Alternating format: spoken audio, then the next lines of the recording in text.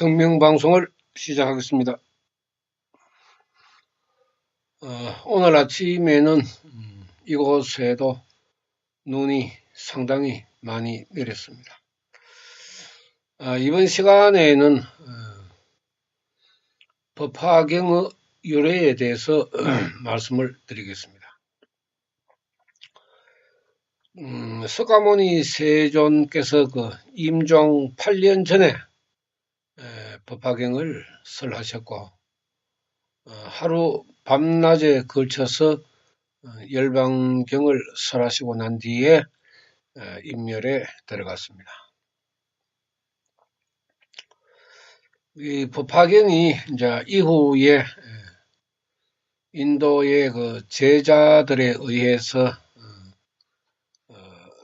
경을 모았고, 사후 세 번에 걸쳐서 모든 또 경문이 모아졌다고 하는데, 전체적으로 네 번에 걸쳐서 석가모니 세존의 경문이 이제 모아졌다고 합니다. 경의 결집을 위해서 많은 제자들과 대중들이 모여서 석존멸후 그 해에 첫 번째 경의 결집이 모였는데, 그때에 모인 사람들이 석가모니 세존의 가르침을 들었다 하는 그 말씀만 채택할 정도로 엄격하게 가르침을 모았다고 전해지고 있습니다. 석존 멸후에 이제 인도에서도 물론 경에 결집이 이루어졌지만은 이후에는 중국어로 경문이 전해지면서 이제 역경에 중점을 두게 되었습니다. 그래서 인도의 범어로 된 것을 이제 한문으로 번역하는 역경이 이루어졌는데, 지금 우리 법화경을 번역한 사람들이 만 5, 6명 정도가 된다고 하는데, 그 중에서 이제 구마라섭 대사가 번역한 경문이 가장 간결하고 정확하다고 해서 동남아 지방에서는 구마라섭 대사가 번역한 경문을 많이 인용을 하고 있습니다. 법화경문의 가르침은 석존이 돌아가신 이후에도 그렇게 대중들에게 넓혀지지 않았습니다. 우리나라에서 이제 이 법화경에 대한 문제를 거론한 것은 지금 경문으로 해설서로 남아 있는 것은 원효대사의 법화경 종료라는 그 해설서에 법화경에 대한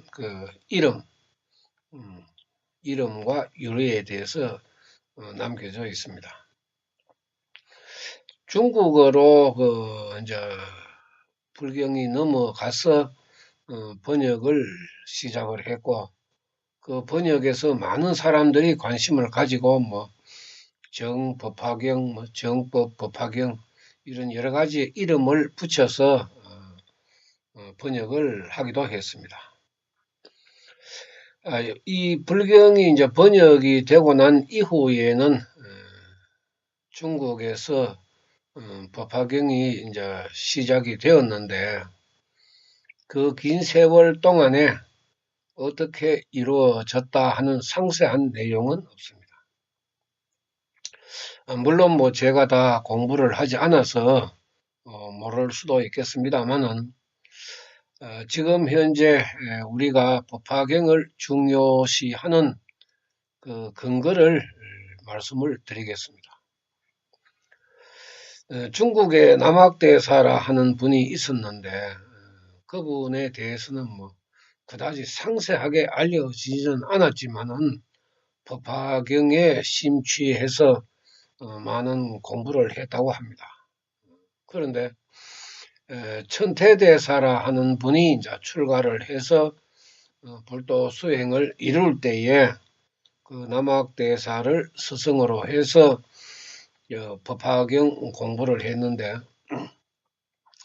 천태대사는 뭐 물론 여러 가지의 경문도 살피고 공부를 했지만은 남학대사에게 유일하게 법화경만 그 전수를 받고 공부를 했다고 합니다. 남학대사를 하는 분은 천태대사에게 오직 그 법화경문을 가르친 분이고, 그런 그 법화경을 가르치면서 그 당시에 중국에서 가장 세력이 큰 그 연불종이라든지 진언종이라든지 법상종이라든지 이런 그 사람들의 그 시기 질투에 의해서 남학대사는 그 두 번의 독사를 당했지만은 용케 그 살아났다고 합니다. 남학대사에게 그 법화경을 배운 천태대사는 이후에 많은 그 시간을 법화경 공부에 할애를 하면서 자신의 그 깨달음을 얻어 나갔습니다. 천태대사가 법화경을 넓힌 시대는 6세기에서 7세기경이라고 우리가 바라보고 있는데, 그때에 우리나라에서 조금 전에 말씀을 드렸지만은 그 원효대사라 하는 분이 신라 그 서라벌에서 자신이 알고 있는 법화경에 대해서 4권의 그 저수를 했는데, 3권은 소실이 되고 법화경 종료라 하는 것만 현재 전해지고 있습니다. 원효대사의 그 법화경 종료의 해설을 우리가 들여다보면은 원래 이름은 살달마 분타리가 소다람이고, 번역한 사람들이 제목을 붙인 것이 묘법 연화경이다, 이렇게 그 명시가 되어 있습니다. 지금 그 페루나 스페인, 우리가 그 서유럽 쪽에서 이 사타르마 푼타리카 수타라가 지금도 뭐 알려져 있고, 우리가 대중적인 그런 그 넓힘은 아니지만은 일부에 의해서 알려져 있고, 남미 쪽에서는 아르헨티나, 칠레 이런 쪽에서 이제 사타르마 푼타리카 수타라가 알려져 있습니다. 그것은 그 당시 우리가 뭐 4세기, 5세기, 6세기에 걸쳐서 묘락대사 뭐 같은 경우에는 7세기에 일어났으니까, 그때 그 우리가 역사적으로 배운 그 실크로드, 육로 실크로드와 그 해상 실크로드를 통해서 그때만 해도 여러 나라의 그 문화나 물류가 유통이 되었기 때문에 분명히 석가모니 세존의 사타르마 푼타리카 수타라도 사상가들에 의해서, 철학자들에 의해서, 또 관심 있는 사람들에 의해서 아마 많은 곳으로 유포가 되었다고 추측을 하고 있습니다. 왜냐하면은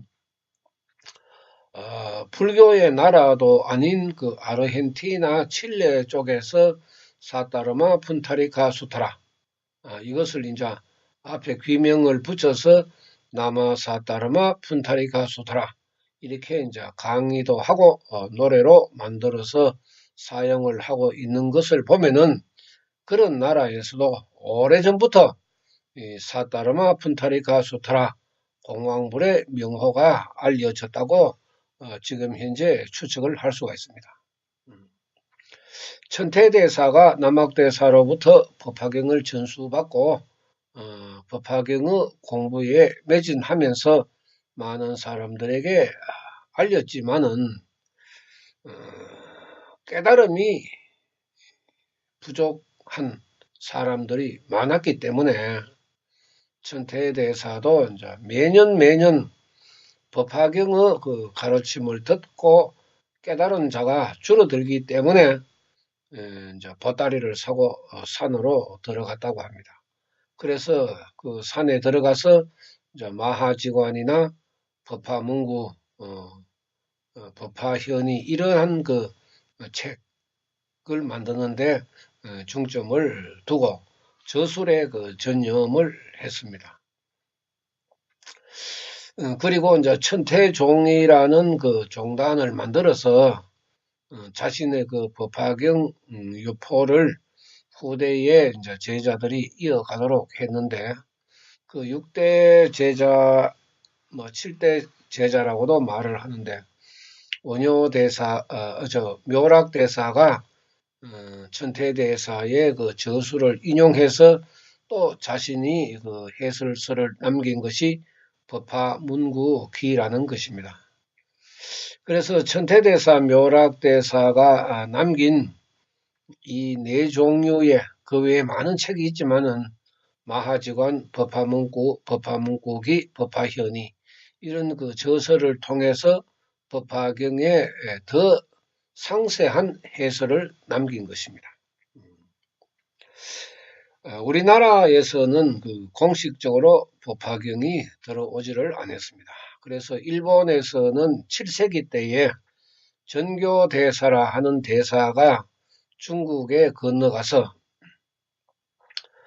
천태대사, 묘락대사가 저술한 법화경문에 대한 일체의 그 해설서를 가지고 일본으로 들어갔는데 이 전교대사라 하는 분은 신라의 성녀로서 이름이 최징이라고 했고 신라에서 일본으로 건너가서 그 전교대사라는 칭호를 받고 국사에 준하는 대접을 받았다고 합니다.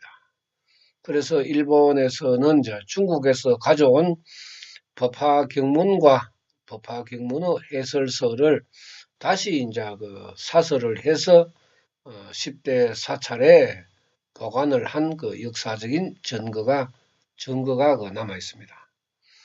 우리나라는 어느 누구라도 중국에서 공식적으로 법화경문이나 법화경문에 대한 해설서를 가져온 일도 없고 그것을 보관하고 공부하고 넓히는 역사가 없습니다. 그래서 저는 방송할 때 우리나라는 법화경의 나라가 아니다. 그렇게 이야기하는 것입니다. 유일하게 지금 남아있는 원효대사의 그 법화경 종요. 물론 원효대사는 그 방편품에 대해서도 뭐 저서를 남겼다고 하는데 지금 전해지지 않으니까 그때 신라시대 때의 원효대사가 법화경을 바라본 그 안목은 어땠는가 굉장히 궁금하지만은 뭐 알 길이 없습니다. 그 이후에 이제 천태대사, 묘락대사 이후에 일시적으로 중국에서 법화경문이 이제 유포가 되다가 결국은 그 명맥이 유지되지 못하고 허지부지하게 되었습니다. 지금 현재 우리나라에서 그 가르치는 법화경에 대한 여러 가지의 문제, 이것은 어설프기 그지없고 서글프기 그지없습니다. 법화경은 말법의 빈궁하천을 구제하는 가르침이고 일체 모든 중생의 생명 속에 감추어져 있는 불계라는 생명을 일깨워서 보살의 도를 행함으로 해서 성불하는 가르침을 남긴 것이 법화경입니다. 그래서 이 법화경의 그 가르침이나 법화경의 정신 또 법화경의 목적을 우리가 배우게 되면은 사람들의 그 생명의 그릇이 넓어지고 또 우주를 내 생명 속에 집어넣는 가르침이기 때문에 유권이 청정해져서 보살의 수행을 이루어 나갈 수가 있다고 석가모니 세존께서 이제 가르쳤습니다. 우여곡절 끝에 이어져 오는 법화경의 가르침이지만은 현실적으로는 매우 우리가 생명적으로 접할 수 없는 그런 문제가 있습니다. 그래서 그 동안에 이제 정법 시대, 상법 시대를 거치면서 이루어진 소승의 수행과 대승의 수행 일부를 합쳐서 지금 말법의 시대의 수행의 근본으로 삼고 있지만은 법화경을 우리가 공부를 해 보면은 그렇게 해서는 안 된다고 절실히 깨달을 수가 있습니다. 그래서 이제 법화경문의 가르침으로 우리가 들여다봤을 때 하지 마라 하는 것을 말법 시대에 수행을 하고 있기 때문에 생명의 변화도 이루어지지 않고 유권도 청정해지지 않고 또 석가모니 세존께서 가르치신 불가사의 기적의 공덕도 일어나지 않는 수행을 불교에서 하고 있기 때문에 많은 사람들이 성불하지 못하고 불행의 길로 들어간다고 우리가 깨달을 수가 있습니다. 우여곡절을 거친 이 법화경문이 한문풀이에 사서삼경 공부하듯이 그렇게 우리가 배워서는 안 됩니다. 법화경을 제가 생명철학이라고 이야기하는 것은 인간의 10개의 생명에 미치는 생명의 현상과 수급이라는 거대한 인간의 생명 창고에 들어있는 이러한 일념삼천 법문을 우리가 공부를 해보면은 법화경이야말로 인간을 구제할 수 있는 가장 훌륭한 가르침이다 하는 것을 깨달을 수가 있습니다. 석가모니께서도 자신의 입장에서 법화경을 가르치고 또 깨우치게 한 그러한 50년의 설법 중에서도 분명하게 법화경을 설하시기 전에 양심선언을 무량의경에서 했습니다. 42년 동안 법을 설하시고 난 이후에 무량의경 설법품 제2에서 40여 년 미연진실이라고 양심 고백을 하시고 나의 가르침이 지금까지 진실이 없으니 법화경 방편품 제2에 와서는 비로소 정직사 방편, 정직하게 42년의 방편의 가르침을 버려라. 이렇게 엄명을 했습니다. 그러므로 해서 이제 정직사 방편이라는 석가모니 세존의 엄중한 가르침에 의하면은 법화경 이전에 설한 일체의 모든 경문은 버려야 한다 하는 것이 말법 불도 수행하는 사람들의 자세가 되어야 합니다. 그러나 현실은 그렇게 녹록지 않고 그렇게 되지도 않습니다. 천태대사 묘락대사께서도 이 법화경을 넓히시면서 많은 고초를 당하고 어려움을 당했습니다. 그만큼 이 법화경문이라 하는 가르침을 사람들이 실천을 했을 때 깨달을 수 있는 생명의 한계, 인간이 가지고 있는 생명적인 한계 때문에 그렇게 쉽게 다가갈 수 없는 경문이기 때문에 지금 현재까지 법화경을 공부한다 그래도 석가모니 세존께서 가르치신 그런 오직이라는 마음으로 이루어지지 않는 것도 이런 문제가 있기 때문입니다. 법화경문을 우리가 바르게 받아들이고 공부를 하지 않으면은 수행은 정법시대, 상법시대 수행으로 흘러가고 맙니다. 설령 법화경의 가르침대로 행한다 해도 사람들의 사고방식에 깊이 뿌리 박혀 있는 정법, 상법 시대에 수행의 잔재가 사라지지 않기 때문에 오직이라는 법화경 수행은 쉽게 다가가기도 어렵고 수행하기도 어렵게 된 것입니다. 이 점을 생각해 보면은 석가모니 세존의 시대 때나 사후에 정법시대, 상법시대를 거치면서도 법화경의 유포가 그다지 활발하게 이루어지지 않았다 하는 것을 깊이 생각해 보면은 말법 지금에도 역시 법화경의 유포는 쉽지 않다 하는 것을 우리가 깨달을 수 있습니다.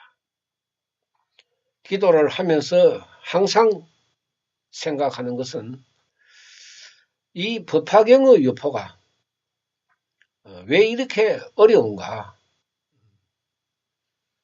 나마 사따르마 푼타리카 수타라 인도 범어로 해도 13자에 불과하고 하문으로 번역한 나마 살달마 푼타리가 소다람 이렇게 해도 12자밖에 안 되는데 어떻게 해서 이것이 유포가 이렇게 어려운가?